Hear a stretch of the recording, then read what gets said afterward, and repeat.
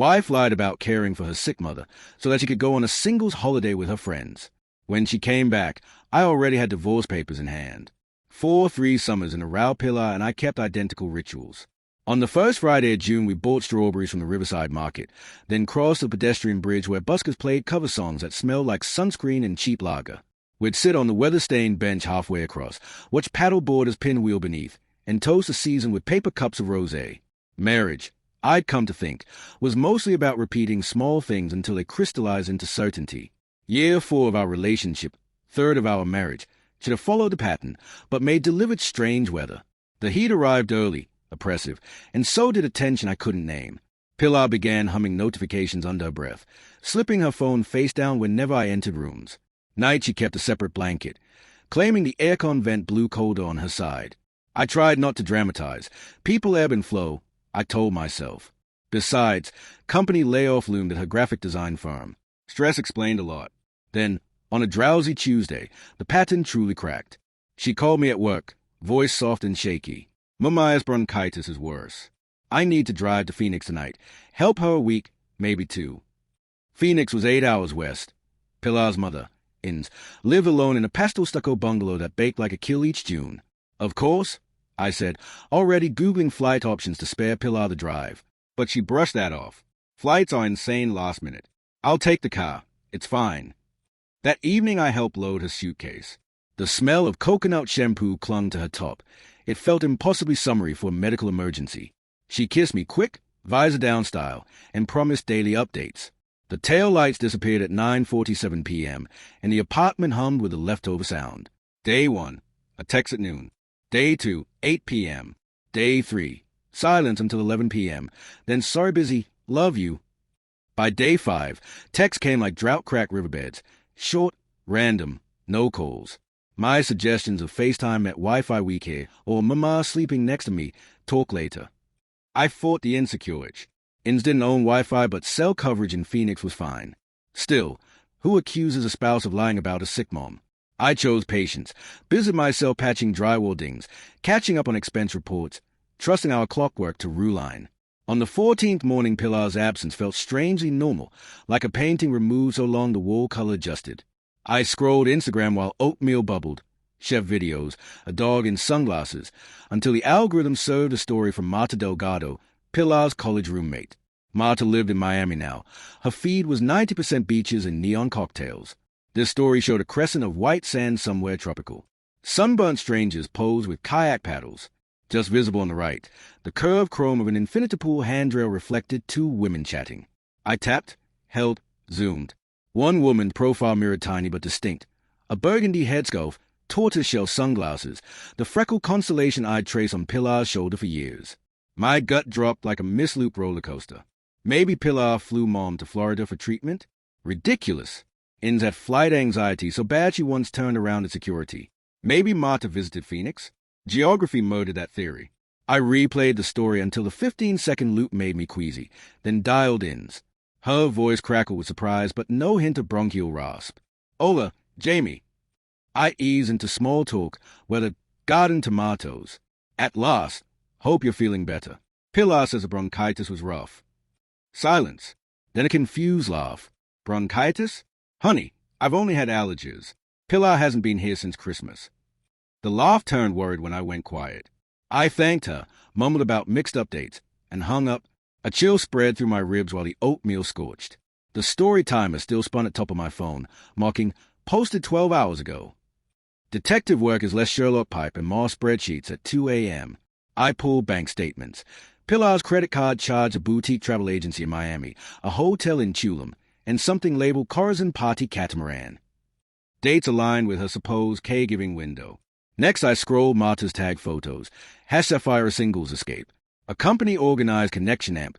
Cocktail packages. No rings allowed. In one carousel, I spotted Pilar full frame this time. Hair in salt-sprayed curls. Clinking an ocean blue drink with 3 men and another woman. The caption, New friends. Who dis? My chest buzzed. Not with heartbreak yet, but with a logistical roar. There were plans rearranging themselves. I screenshot everything. Stored duplicates in encrypted cloud, and opened a blank doc titled Exit Plan. Revenge didn't mean rage.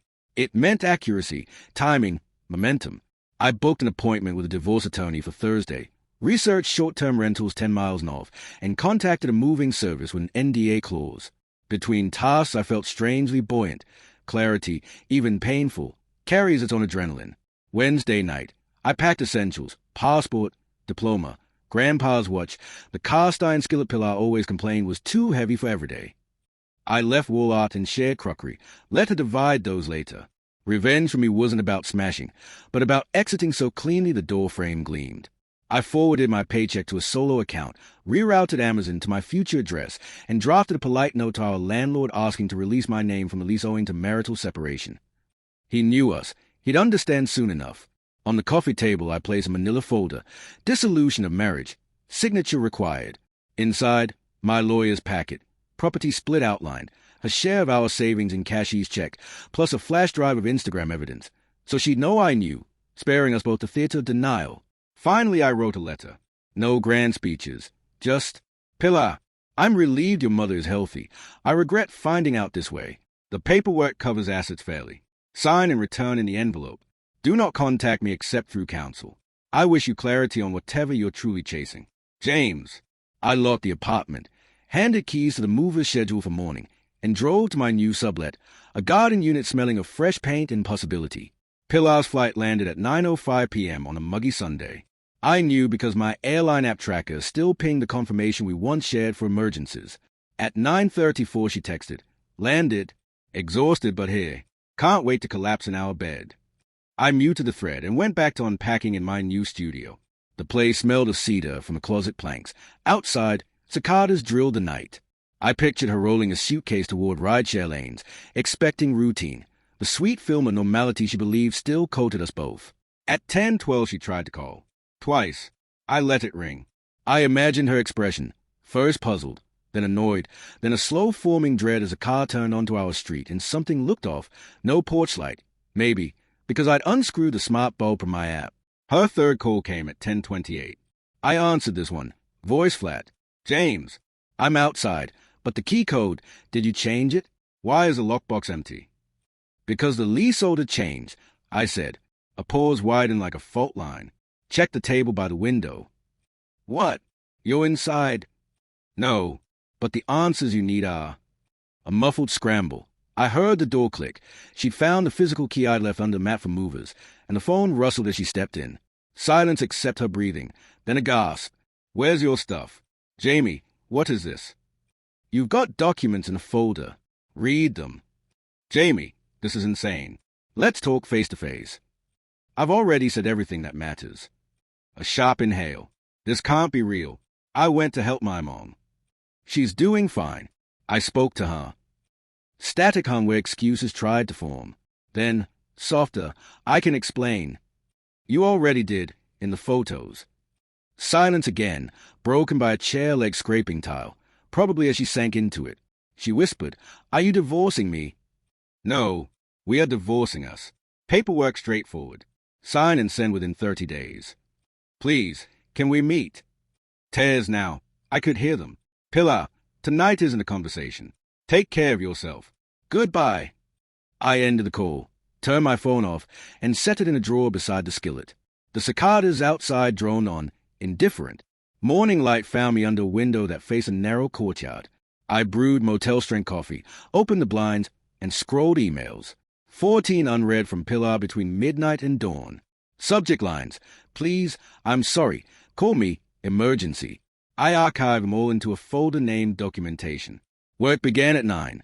By 9:30 I'd finalized a month-end logistics report, my mind oddly clear. Revenge, when executed cleanly, leaves wide mental landscapes, fields reclaimed after demolition. At lunch, I visited the bank to notarize transfer papers, then my lawyer's office to drop originals. The receptionist sealed a courier envelope. The process machine kept grinding. Outside, cloud baked into a white glaze. The city looked the same but felt air-conditioned from inside my ribcage, temperatures finally under my own dial. Around 3, Marta messaged me on Instagram. Bear in mind that we'd never once DM'd. James, I think Pilar's panicking. She says you disappeared. What happened? I stared at the screen. She'd been the accidental whistleblower, but not the villain. I replied with one line. I simply replied with, better ask her. I muted Marta too. That evening Emma, my sister, dropped by with folding chairs and a microwave. We assembled an IKEA side table. She didn't pry. We ate takeout pad thai on the floor, clinked biodegradable forks like champagne flutes. To combustion, she said, and to building back. Pilar's lawyer called mine on Wednesday. Predictable timeline, 48 hours for shock, 24 for counsel. She contested nothing material. Assets were fair, alimony moot because incomes matched within 1,000 annually. She did request a clause for mutual non-disparagement on social media. I agreed. The story already lived online. No need to stoke blaze. By Friday, she'd overnighted the signed petition. My attorney forwarded a PDF bearing her digital signature, timestamp 2:17 a.m. The late-night hour told its own tale. A quick second signature from me, and the filing entered county docket #25D86730. Estimated decree in 60 days. Friend reacted along a spectrum from shocked to smug. I never trusted her Instagram quotes. I repeated a condensed version. She lied about a family emergency to party single. I opted out. People nodded. Some winced. Nobody argued. I didn't block Pilar's number. Total blackout felt childish, but I filtered her to silent voicemail. Messages arrived in phases. Bargaining. We can do therapy. Anger. You blindsided me. Nostalgia. Remember the Strawberry Bridge? Self-flagellation. I hate myself for what I did. They accumulated like unanswered customer surveys. I archived them all, an emotional evidence locker. Only one voicemail pierced. She sobbed about Inza's confusion. How lying to her mother now hurt worst. For a minute I nearly called back. Shared guilt still twitched. Then I pictured the catamaran brochure charge and held fast. Her guilt belonged to her ledger. Late June, news of the Sapphira singles escape snafu leaked on a travel rant subreddit. Apparently a half-dozen attendees turned out to be secretly married. The hashtag now trended with memes of sunburnt ring marks. Marta, influencer instincts ablaze, posted a remorseful reel about learning boundaries. That reel included a blurred shot of Pilar crying on a hotel balcony. Comments flamed. Pilar texted me a screenshot. Make her take it down, please. I didn't answer. Public fallout is a risk when private choices go public. She messaged Emma next. Emma also ignored her. In early July, I passed our old Riverside Bridge out of habit. The bench looked smaller. I bought strawberries anyway, ate them leaning over the rail so juice dripped straight to water. Paddle boarders churned the current exactly as before, proving rituals continue even if participants rotate. Back on the sidewalk, I bumped into Chris, a mutual friend from game nights. He'd heard something about Phoenix and a divorce. I gave the short version. Chris exhaled. Man, if you ever need a substitute Mario Kart rival. I smiled. You're on. And just like that, some routines restitched with new thread. August arrived like warm bread. I'd personalized the studio, thrift shop rug, framed travel posters, a second-hand keyboard. I cooked one-pan meals in the cast iron, seasoning both metal and memory. Weekends, I cycled the Greenway, mapping stretches of river I'd ignored when marriage kept my orbit small. One lazy Sunday, I stopped at an outdoor painting class along the quay. Easels ringed a fountain. The instructor, Delaney, corrected my clumsy brush grip, then laughed at her own paint-spattered trainers. Conversation came easy, a mercy after months of autopsy talk with lawyers. We swapped numbers. I walked home feeling the quiet tingle of possibility. Not replacement, not rebound, just proof oxygen still ignites. That evening I finally listened to Pilar's very first voicemail, the day she landed. Her voice quavered. Jamie, I don't know what you've done. This isn't you. Please meet me tomorrow. We can fix everything. I deleted it. Keeping it felt like storing spoiled food. Memory best taken to the bin. The divorce decree arrived mid-September, one embossed page in a plain envelope.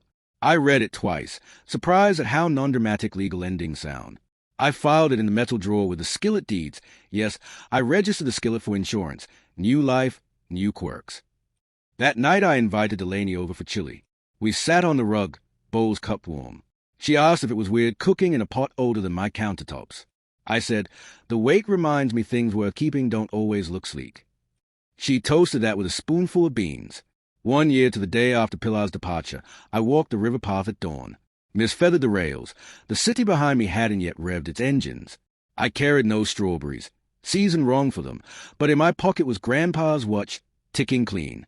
I reached the middle, paused.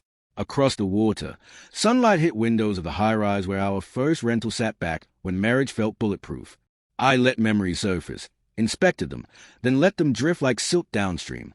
Closure isn't erasure, it's cataloging, labeling, shelving behind glass. A paddle boarder slice of water, steady strokes. No reflections show burgundy scarves, no mirrored betrayals. Just mourning and movement. I turn toward home, my home, and the day ahead, work logistics at 9, lunch with them at 1, painting date at 6.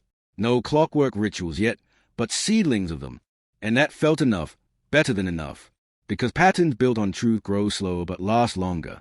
Above, goals rewove the sky into bright possibility. Below, river carried old echoes without judgment.